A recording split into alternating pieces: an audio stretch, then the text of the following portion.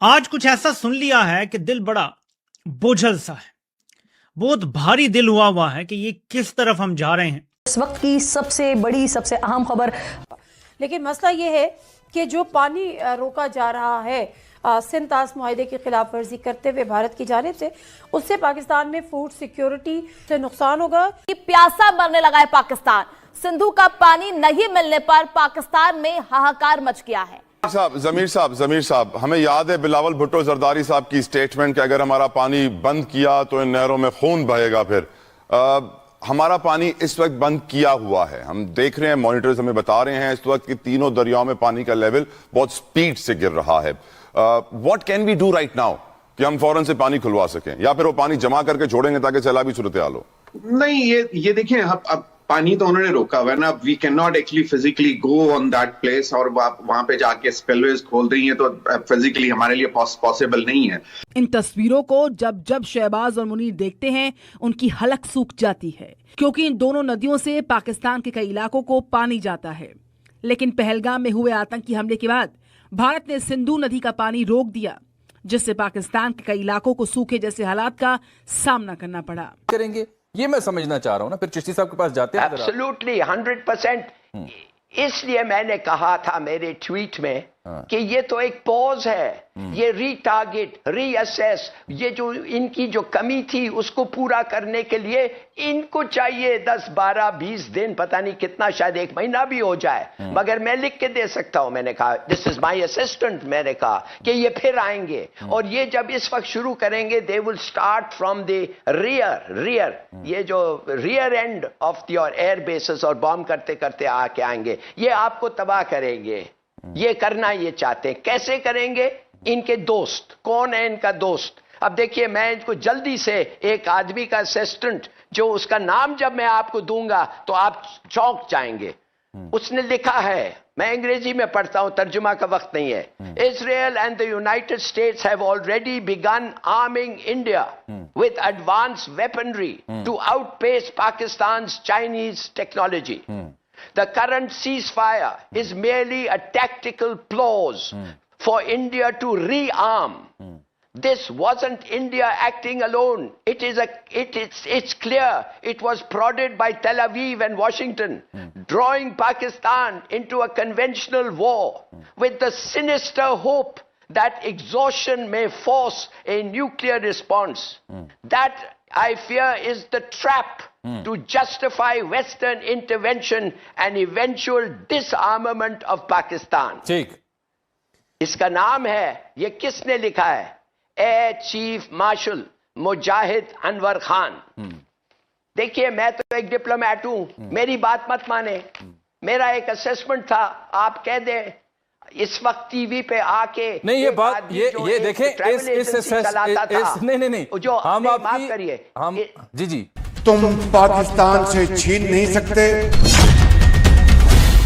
भारत के प्रधानमंत्री नरेंद्र मोदी ने वो कर दिखाया है जो आज तक पाकिस्तान से कोई नहीं करवा पाया। पीएम मोदी ने ऐसी चाल चली है कि पाकिस्तान पूरी दुनिया के सामने चिल्ला चिल्ला कर अपनी असलियत बता रहा है। पीएम मोदी की वजह से संयुक्त राष्ट्र में पाकिस्तान के स्थायी प्रतिनिधि आसिम ने वो सच्चाई दुनिया को बता दी है जिसे शहबाज शरीफ और आसिम मुनीर कई सालों से छिपाने की कोशिश कर रहे थे।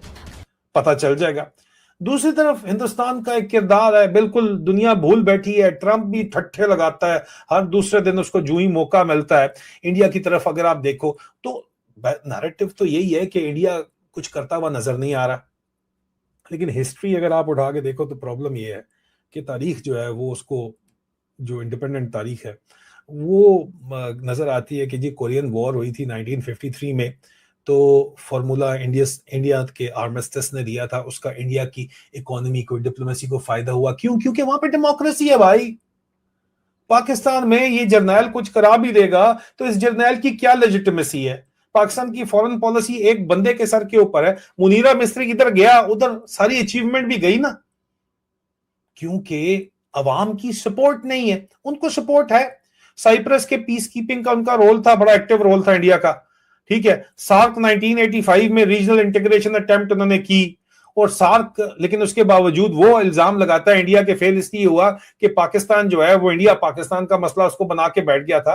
तो प्रॉब्लम इंडिया वाले कहते हैं कि हम नहीं है, प्रॉब्लम पाकिस्तान की फौज है जो सिस्टम को ब्लॉक करती है, क्योंकि हम चाहते हैं कि पाकिस्तान में जो है अगर डेमोक्रेटिक लीडरशिप हो तो वो जाहिर बात है कि उसको क्रेडिबिलिटी भी मिलेगी और एक इंस्टीट्यूशनल मेमोरी जो है वो पब्लिक मेमोरी बन जाएगी और तारीख का हिस्सा बन जाएगी, और उसकी वजह से जो है एक सस्टेनेबल पीस भी होगा और ग्लोबल डेवलपमेंट मॉडल भी होगा। लेकिन पाकिस्तान की सिक्योरिटी स्टेट जो है, जो पाकिस्तान की फौज है, उसका तो पूरा मॉडल ही जो है वो पहले अफगानिस्तान के खिलाफ आपको खड़ा करना चाहते हैं, आप नहीं राजी हो रहे, तो अब इंडिया के खिलाफ आपको खड़ा करना चाहते हैं, और इंडिया और अफगानिस्तान को इकट्ठा करके फिल्मोरा के क्लिप्स चला रहे हैं। मैंने देखा पाकिस्तान के आसिम इफ्तिखार ने क्या कहा है वो एक एक बात आपको बताएंगे, लेकिन उससे पहले पीएम मोदी के एक्शन से कैसे पाकिस्तान रो पड़ा है उससे आप जान लीजिए। दरअसल आपने पाकिस्तानियों और इनके छुटपुट से लेकर बड़े नेताओं को ये कहते हुए सुना होगा कि कश्मीर हमारी जुगुलर वेन है, यानी कि गले की वो नस जिसका काम सिर से दिल की तरफ खून ले जाना होता है, और ये बंद या फिर नष्ट हो जाए तो मिनी सेकंड में मौत हो सकती है। मगर पहलगाम हमले के बाद हिस्ट्री में पहली बार प्रधानमंत्री मोदी ने इससे धड़ से काट ही दिया था, और इसीलिए पाकिस्तान जो है वो लगातार छटपटा रहा।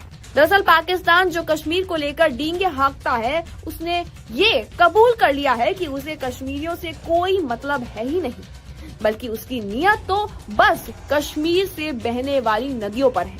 वो पुराने फ्रांस 24 के चैनल्स के अंदर और फिल्मोरा होती है कि एआई एक क्लिप आप उसको दो और उसको फीड इन करो कि यार ये इसके ओवरराइट कर दो, तो वो ओवरराइट कर देते हैं कि जी अफगानिस्तान तो अकेला नहीं आपके दुश्मन मान सकते, तो अब हिंदुस्तान और अफगानिस्तान तुम्हारा दुश्मन है। सालों ने सिक्योरिटी स्टेट बना के हमारे जो है वो दिमाग खराब कर दिया और उसको जस्टिफाई करते हैं अपने डीएचएस के लिए, अपनी तनख्वाहों में 300% इजाफे के लिए, अपनी अय्याशियों के लिए, अपने हर जो चीज जो इस वक्त इनको बेनिफिट्स मिले में, अलाउंसेस मिले में, जो बदमाशी है उसको जस्टिफाई करते हैं कि हम सिक्योरिटी स्टेट है। सिक्योरिटी स्टेट तो इसलिए है कि तुम्हारी पॉलिसीज ही इस किस्म की हैं कि तुम पॉलिटिकल इश्यूज को फौजी डंडे से हल करना चाहते हो, जानते हैं कि गलत कर रहे हैं, लेकिन मजबूरी भी है, अंदर खाते। उसके ऊपर मैं पल्स रिपोर्ट आपको दूंगा और आपको लग पता जाएगा। क्या आपको पता है पाकिस्तान अब भारत से पानी की एक एक बूंद के लिए तरस रहा है? आखिर क्यों भारत ने अपने पानी के रुख को मोड़ा और कैसे यह पड़ोसी मुल्क की सबसे बड़ी चुनौती बन गया है? चलिए जानते हैं। दोस्तों, आज के बदलते जियोपॉलिटिक्स में भारत ने अपनी कूटनीति से पाकिस्तान को आईना दिखा दिया है। पिछले एक साल से वाटर ट्रीटी के कड़े रुख के बाद पाकिस्तान में पानी का हाहाकार मचा हुआ है। एक तरफ जहां वहां महंगाई और बुनियादी सुविधाओं की किल्लत है, वहीं दूसरी तरफ पानी की सप्लाई पर भारत के सख्त फैसलों ने उनकी कमर तोड़ दी है। पाकिस्तानी मीडिया और नेता अब ग्लोबल प्लेटफॉर्म जैसे यूएन में जाकर खुद को मासूम दिखाने की कोशिश कर रहे हैं। पाकिस्तान का आरोप है कि भारत पानी रोककर उन्हें सजा दे रहा है, लेकिन असलियत यह है कि भारत का पानी भारत के लोगों के लिए है। कश्मीर की नदियों का पानी अब वहां के किसानों और आम जनता की प्यास बुझाने के काम आ रहा है।